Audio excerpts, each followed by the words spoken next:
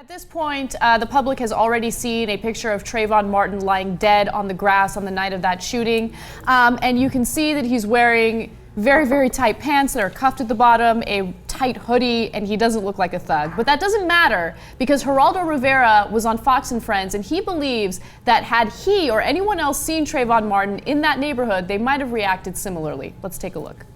I see those 6 ladies putting themselves on that rainy night in that housing complex that has just been burglarized by 3 or 4 different groups of black youngsters from the adjacent community.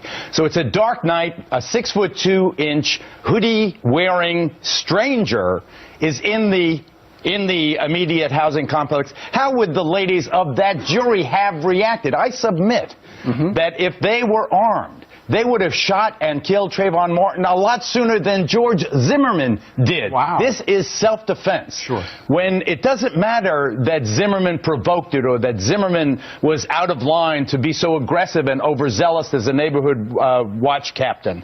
Oh, Jesus, I can't. It's hard to... I mean, that's it. Like, what does it take? Like, enough tolerance. Don't go on his fucking show anymore. I submit that Geraldo's an idiot. I mean, that is the worst kind of race-baiting.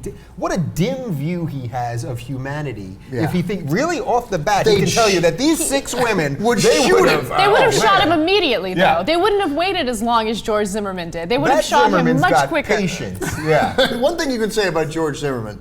The patient guy. The patient guy, yeah. All right, let me go a little bit more over the top. All right, well, Geraldo, if you're in a strange neighborhood, for whatever reason, you are Latino, right?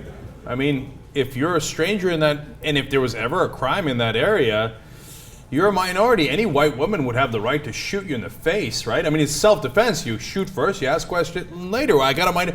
If you're wearing, you better be wearing your suit the whole time. Last time I saw Geraldo, I was on his radio show. He was wearing a white T-shirt, you know, and he's got some tattoos, etc. You better not go outside like that. You're a minority, okay? And so if a white woman sees you, she's got every right in the world as a good red-blooded American to shoot you in the face and kill you, Geraldo. Okay, because if you're a minority, that's what you got coming. Look, my God, my house got broken into, right? We've talked about this. It was fairly recently. And so I got every right to be spooked. It wasn't in the neighborhood. It wasn't a burglary. It wasn't a little... my family was in the house. My kids are in the house. The guy busts into the house. It's a pretty traumatic situation.